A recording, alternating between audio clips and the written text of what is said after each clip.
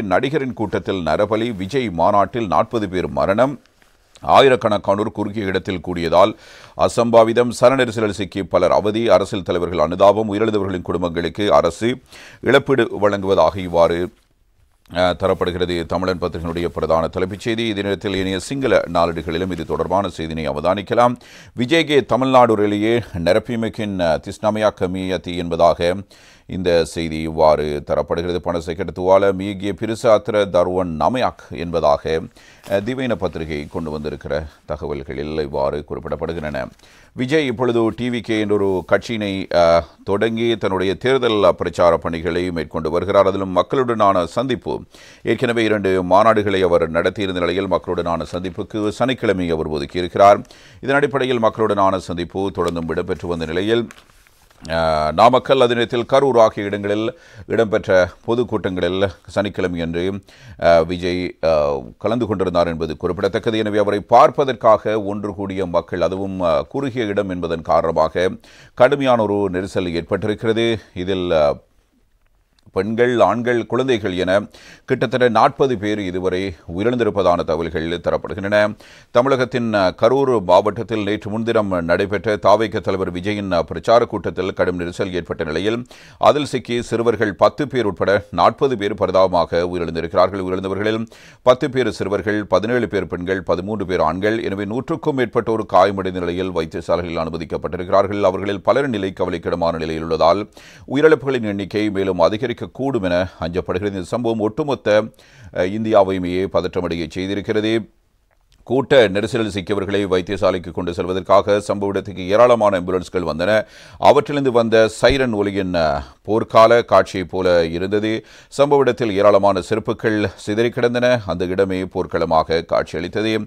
பிரசாரம் நடத்த வேலிச்சாமிபுரத்தில் கூட்ட நெரிசலில் மயங்கி விழுந்தவர்களை அரசு வைத்தியசாலைக்கு ஆம்புலன்ஸில் ஏற்றிச் சென்றிருக்கிறார்கள். அங்கு வைத்தியர்கள் அவர்களுக்கு செயற்கை சுவாசம் அளித்து உயிரை காப்பாற்ற போராடியிருக்கிறார்கள். ஆனால் பலரை காப்பாற்ற முடியாமல் போயிருக்கிறது. வைத்தியசாலை வரும்போதே பலர் உயிரிழந்து விட்டதாக வைத்தியர்கள் தெரிவிக்கிறார்கள்.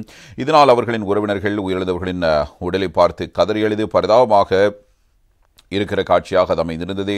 உயிரிழந்தவர்கள் சிகிச்சையில் உள்ளோரின் குடும்பத்தினரும் உறவினர்களும் வைத்தியசாலையின் முன்றலில் குழுமியிருந்தார்கள். அவர்கள் கதறி அழுது துடித்ததால் அப்பகுதி முழுவதும் சோகமாய் காட்சியளித்திருக்கிறது. தமிழகத்தில் எதிர்வரும் 2025-26 சட்டசபை தேர்தல் நடைபெறவிருக்கிறது. நிலையில் தாவேக தலைவர் விஜய் தேர்தல் பிரச்சாரத்தில் ஈடுபட்டு வருகிறார். வாரந்தோறும் சனிக்கிழமைகளில் 2 மாவட்டங்களில் தேர்தல் பிரச்சாரம் மேற்கொண்டு வருகிறார். அதன்படி நேற்று முன்தினம் நாமக்கல், கரூர் மாவட்டங்களில் மக்களை சந்தித்து தேர்தல் பிரச்சாரத்தில் ஈடுபட்டிருந்தார். கரூர் மாவட்டம் வேலுசாமிபுரத்தில் தாவேக தலைவர் விஜய் நேற்று முன்தினம் மதியம் 12 மணிக்கு பிரச்சாரத்தில் ஈடுபடுவதாக அறிவிக்கப்பட்டிருந்தது. ஆனால் நாமக்கல்லில் பிரச்சாரத்தை முடித்த விஜய் நாமக்கல் மாவட்டம், வேலூர், கரூர் மாவட்டம் வேலாயுதம்பாளையம், அதே நேரத்தில் மண்மங்கலம் வழியாக வேலுச்சாமிபுரத்துக்கு வர நீண்ட நேரமாக இருக்கிறது. ஆனால் தொண்டர்கள் நேற்று முன்தினம் காலை 10 மணி முதலே கரூர் மாவட்டம் வேலுச்சாமிபுரத்தில் குவிய தொடங்கியிருந்தார்கள். இதில் குழந்தைகள், பெண்கள் அதிகம் பேர் திரண்டிருக்கிறார்கள். இதனால் மிகவும் சோர்வடைந்து காணப்பட்டிருக்கிறார்கள். தொடர்ந்து போலீசார் தடியடி நடத்தி மக்கள் கூட்டத்தை ஒழுங்குபடுத்தி இரவு 7 மணிக்கு பிரச்சார இடத்துக்கு தாவேக தலைவர் விஜய் வந்தடைந்திருக்கிறார். தொடர்ந்து மக்களிடையே அவர் பேசத் தொடங்கினார். அப்போது அவர் பேசிய மைக் சரியாக வேலை செய்யவில்லை. மைக்கை சரி செய்வதற்காக பிரச்சார வாகனத்தை சுற்றி தள்ளி போத்தல்களை கொடுத்து உதவியிருக்கிறார்கள். அப்போது அவருடைய மைக்கை சரி செய்வதற்காக பிரசார வாகனத்தை சற்று தள்ளி நிறுத்தியிருக்கிறார்கள். அப்போது திரண்டிருந்த மக்கள் நகர இடமின்றி ஒருவருக்கொருவர் முண்டியடித்திருக்கிறார்கள். இதனால் நெரிசல் ஏற்பட்டது. உடனே பேச்சு நிறுத்திய விஜய் மயங்கி விழுந்தவர்களுக்கு தண்ணீர் கொடுக்கும்படி மைக்கிலேயே கூறினார். மேலும் பிரச்சார வாகனத்தில் இருந்தபடியே மயங்கி விழுந்தவரின் பகுதியில் தண்ணீர் போத்தல்களை கொடுத்து உதவினார்கள். அப்போது ஆம்புலன்ஸ்களை வரவழைத்த விஜய் மயங்கவர்களை மீட்டு அழைத்துச் செல்லும்படி கூறிவிட்டு மீண்டும் பேசத் தொடங்கியிருந்தார். இருந்தபோதும் கூட்ட நெரிசல் சிக்கி பலர் தொடர்ந்து மயங்கி விழத் தொடங்கி இருக்கிறார்கள். மேலும் அங்கிருந்த வீதியோர பள்ளத்திலும் சிலர் விழுந்திருக்கிறார்கள்.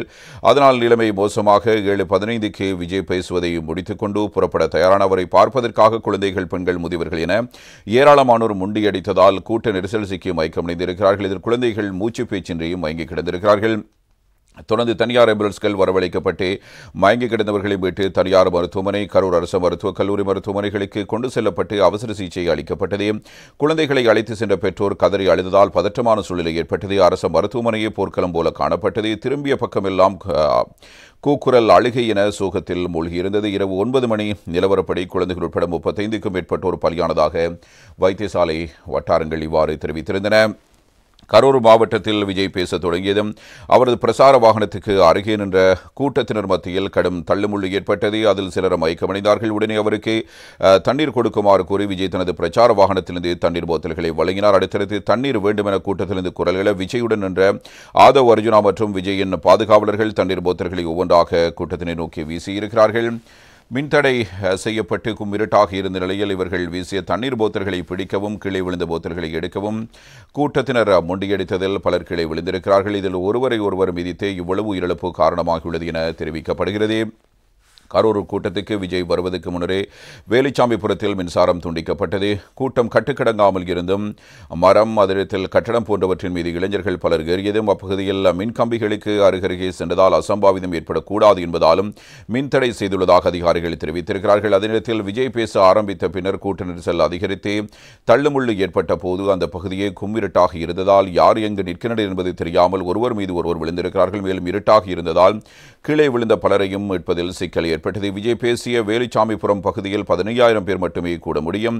ஆனால் 50,000க்கும் அதிகமானோர் கூடியதால் கடும் நெரிசல் ஏற்பட்டிருக்கிறது. கூட்டத்துக்கு வந்திருந்த பெண்கள், குழந்தைகள், உடல்நல பிரச்சினை உள்ளவர்களால் நெரிசலில் தாக்குப்பிடிக்க முடியவில்லை. கூட்டம் அதிகமானதால் ஏராளமானோர் அருகிலுள்ள கட்டடங்கள், மரங்கள் மீது ஏறியிருக்கிறார்கள். அதிகமானோர் மரங்களின் மீது ஏறியதால் அதன் கிளைகள் முறிந்து விழுந்திருக்கின்றன.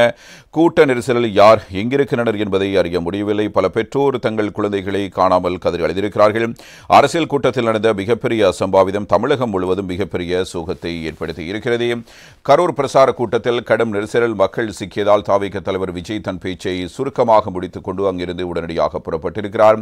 காரில் திருச்சி மாநிலம் சென்ற அவரை ஊடகவியலாளர்கள் சூழ்ந்தார்கள். ஆனால் ஊடகவியலாளர்களை சந்திப்பதை தவிர்த்து பாதுகாவலர்கள் அவரை பத்திரமாக மாநிலத்துக்கு அழைத்துச் சென்றார்கள். அங்கிருந்து தனி விமானம் மூலம் நேற்று முன்தினம் இரவே அவர் சென்னையை வந்தடைந்திருக்கிறார். கரூர் கூட்டத்தை முடித்துக் கொண்டு திருச்சிக்கு சென்ற விஜய் தனி விமானம் மூலம் நேற்று முன்தினம் இரவு 11:15 அளவில் சென்னையை சென்றடைந்திருப்பதாகவும் இதனையடுத்து தனது எக்ஸ் பக்கத்தில் இதயம் நொறுங்கி போய் இருக்கிறேன், தாங்க முடியாத வார்த்தைகளால் சொல்ல முடியாத வேதனையிலும் துயரத்திலும் உழன்று கொண்டிருக்கிறேன். கரூரில் உயிரிழந்த சகோதர சகோதரிகளின் குடும்பங்களுக்கு என் இரங்கலை தெரிவித்துக் கொள்கிறேன். வைத்தியசாலையில் சிகிச்சை பெறுவோர் விரைவில் குணமடைய பிரார்த்திக்கிறேன் என அவர் தன்னுடைய சமூக வலைத்தள கணக்கில் பதிவிட்டிருந்தார். புஷ்பா 2 திரைப்பட ரிலீஸின் போது ஹைதராபாத் தியேட்டரில் ஏற்பட்ட நெரிசல் சிக்கி பெண் பலியான வழக்கில் நடிகர் அல்லு அர்ஜுன் கைது செய்யப்பட்டார். அதேபோல் விஜயும் கைது செய்யப்படலாம் என தெரிவிக்கப்பட்டது தொடர்பாக சிலர் கருத்துக்களை முன்வைத்து வருகிறார்கள். முன்னதாக தாவேகா பிரச்சார கூட்டத்தில் ஏதேனும் அசம்பாவிதங்கள் ஏற்பட்டால் கட்சித் தலைவரே பொறுப்பு என உயர்நீதிமன்றம் தெரிவித்திருந்த நிலையில் தான் கரூரில் நடைபெற்ற தாவேகா பிரச்சார கூட்ட நெரிசல் சிக்கி சுமார் 40 பேர் உள்ள சோக சம்பவம் நிகழ்ந்திருக்கிறது. இதனால் விஜய் உட்பட நிகழ்ச்சி ஏற்பாட்டாளர்கள் மீது போலீசார் வழக்கு பதிவு செய்து விஜய் கைது செய்ய வாய்ப்பிருப்பதாக போலீசார் தெரிவிக்கிறார்கள். இந்தியாவில் இதற்கு முன்பு மத நிகழ்ச்சிகளில் ஏற்பட்ட நெரிசல் தான் உயிரிழப்பு சம்பவங்கள் அதிகளவில் நடந்திருக்கிறது. ஆனால் ஒரு அரசியல் கட்சி கூட்டத்தில் இவ்வளவு பேர் உயிரிழந்திருப்பது இதுவே முதல் முறை என்றும் கூறப்படுகிறது. கரூர் மாவட்ட நெரிசலில் பலி தொடர்பாக உயர்நீதிமன்ற மதுரை அமர்வில் இன்று விசாரணை நடத்தப்படவிருக்கிறது. கரூரில் தாவேகா பிரச்சார கூட்டத்தில் சிக்கிய 40 பேர் பலியான சம்பவம் தொடர்பாக விசாரணை நடத்த உயர்நீதிமன்ற நீதிபதி தண்டபாணியிடம் தாவேகா நிர்வாகிகள் முறையீடு செய்திருக்கிறார்கள்.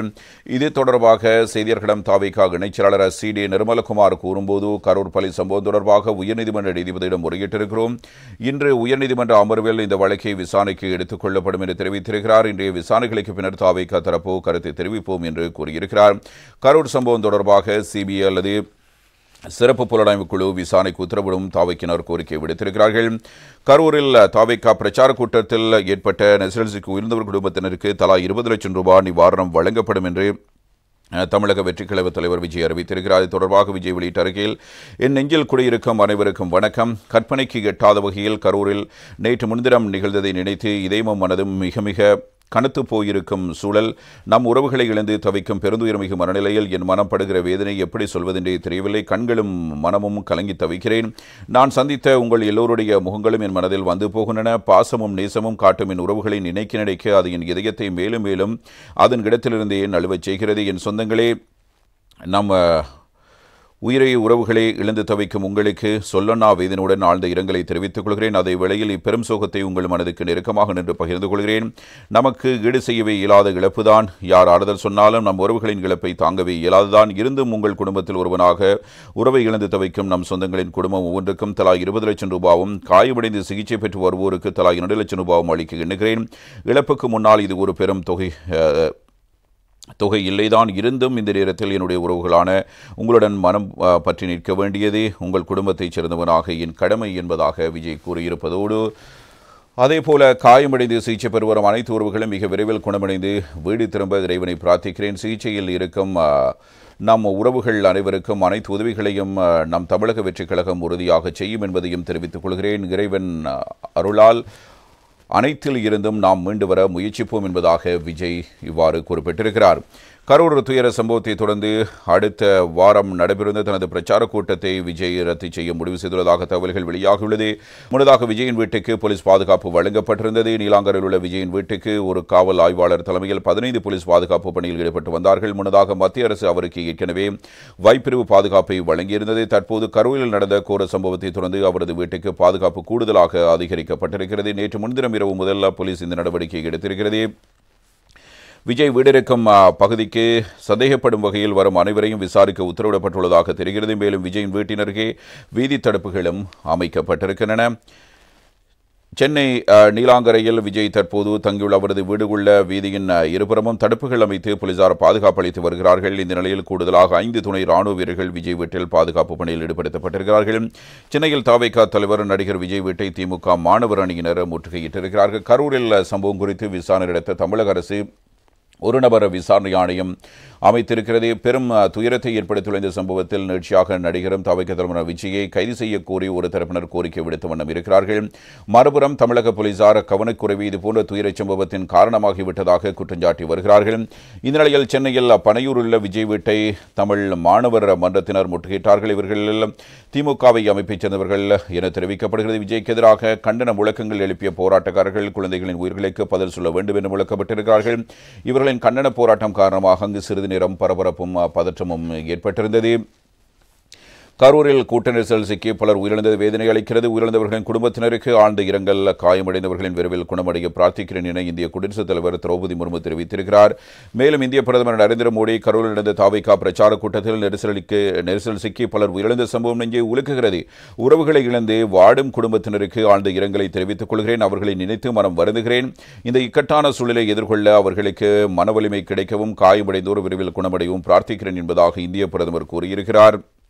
இதில் கரூரிலிருந்து வரும் செய்திகள் கவலை அளிக்கின்றன. கூட்ட நெரிசல் சிக்கிய மயக்கமுற்று வைத்தியசாலையில் சேர்க்கப்பட்டுள்ள பொதுமக்களுக்கு தேவையான உடனடி சிகிச்சைகளை அளித்திடும்படி முன்னாள் அமைச்சர் செந்தில் பாலாஜி, அமைச்சர் சுப்பிரமணியன், அதே நேரத்தில் மாவட்ட கலெக்டர் ஆகியோரை தொடர்பு கொண்டு அறிவுறுத்தியிருக்கிறேன்.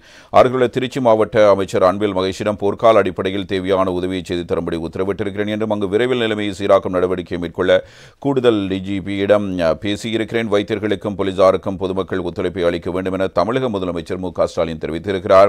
இதனிடத்தில் அரசாங்கத்தின் சார்பில் 10 லட்சம் நிவாரணம் அளிக்கப்படும் என்பதான விடயத்தினையும் மு க ஸ்டாலின் கூறியிருக்கிறார். உயிரிழந்தவர்களின் குடும்பங்களுக்கு தலா 10 லட்சம் ரூபாய் முதலமைச்சரின் பொது நிவாரண நிதியிலிருந்து வழங்கிடவும், வைத்தியசாலையில் தீவிர சிகிச்சை பெற்று வருவோருக்கு தலா 1 லட்சம் ரூபாய் வழங்கவும் தமிழக முதலமைச்சர் மு க ஸ்டாலின் உத்தரவிட்டிருக்கிறார்.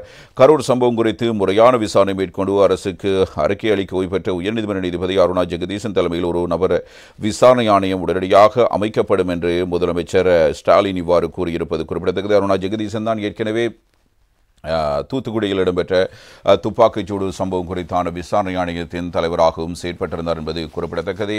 எனவே தேர்தல் பிரச்சாரத்தில் விஜய் அவர்கள் என்ன பேசுகிறார் என்பதை பற்றிய கவனம் ஒரு பக்கம் இருந்தாலும் ஒரு நடிகரை நேரடியாக பார்க்க வேண்டும் என்கிற ஆர்வம் பலருக்கும் இருந்திருக்கிறது. எனவே ஆண்கள், பெண்கள், குழந்தைகள் என பலரும் இந்த நிகழ்வில் பங்கேற்றிருக்கிறார்கள். விஜயை நேரடியாக பார்த்துவிட வேண்டும் என்கிற ஆர்வமே இந்தளவு தூரம் இந்த துயர சம்பவத்துக்கு காரணமாக அமைந்திருக்கிறது. இதே சந்தர்ப்பத்தில் விஜயினுடைய வருகை குறித்தும் பல்வேறு கருத்துக்கள் முன்வைக்கப்படுகின்றன. எனவே அவர் குறிப்பிட்ட நேரத்துக்கு வருகை தராமல் 5-6 மணித்தியாலங்கள் தாமதமாக கூட்டத்துக்கு வந்திருக்கிறார். எனவே அவருடைய வீட்டிலிருந்து சேட்டலைட் ஊடாக அவர் கூட்டம் எந்த தூரம் வந்திருக்கிறது என்பதை பற்றி அறிந்ததற்கு பிறகே அவர் இந்த கூட்டங்களில் பங்கேற்றிருப்பதாக இப்போது கூறப்படுகிறது. அவ்வாறான ஒரு சூழ்நிலையில் கொஞ்சம் பொறுப்போடு விஜய் நடந்திருக்க வேண்டும் என்பதான கருத்துக்களும் முன்வைக்கப்படுகின்றன.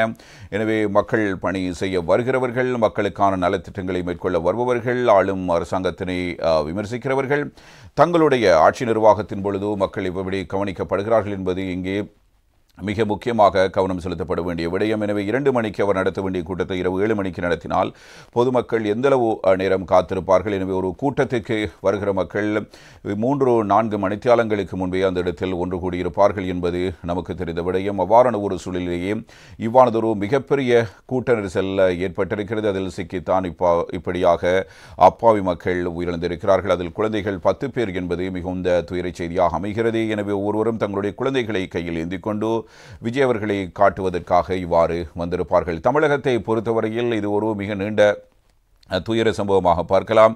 உலக செய்தியாக இது இடம்பெறுகிற பொழுது ஒரு நடிகரை பார்ப்பதற்காக கூட்டம் கூடி 40 பேர் உயிரிழந்தார்கள் என்னால் தமிழகத்துக்கு இது ஒரு கேவலமான செய்தி. எனவே இந்தியா மிக வளர்ச்சி அடைந்த ஒரு நாடாக இருக்கிற நிலையில் பல்வேறு காலகட்டங்களில் முன்னாள் அதிமுகவினுடைய பொதுச்செயலாளர் எம்ஜிஆர் நடத்திய கூட்டமாக இருக்கலாம், அதில் காமராஜர், கருணாநிதி போன்றோர் மிகப்பெரிய அளவிலான கூட்டங்களை நடத்தியிருக்கிறார்கள். ஆனால் அதன் போதெல்லாம் இவ்வாறான அளவுக்கு நெரிசல் ஏற்பட்டதில்லை. கூட்டங்களுக்கு மக்கள் வந்திருந்தார்கள்.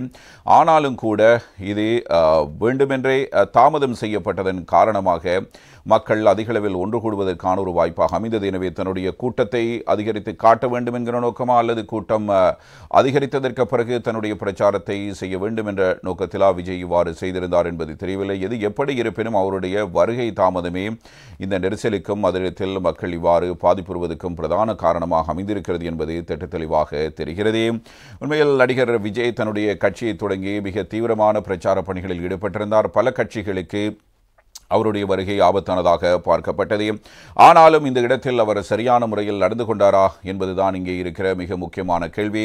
அவருடைய வருகையின் மூலம் ஒரு மாற்றத்தை நோக்கியோ அல்லது ஒரு பிரதான எதிர்க்கட்சிக்கான ஒரு அந்தஸ்தினை பெறுவதற்கான ஒரு வாய்ப்புகள் இருந்ததாக சில அரசியல் விமர்சகர்கள் குறிப்பிட்டிருந்தார்கள். ஆனாலும் இந்த துயர சம்பவத்துக்கு பிறகு நடிகர் விஜயினுடைய அரசியல் கட்சியினுடைய எதிர்காலம் என்னவாக இருக்கப் போகிறது என்ற கேள்விகளும் இருக்கின்றன. எனவே இந்த துயர சம்பவத்தை கடந்து மக்கள் எப்படி டிவிக்கு இணையப் போகிறார்கள், விஜய் எப்படி மக்களை தொடர்ந்து இணைத்துக் கொள்ளப் போகிறார் என்ற கேள்விகளும் முன்வைக்கப்படுகின்றன.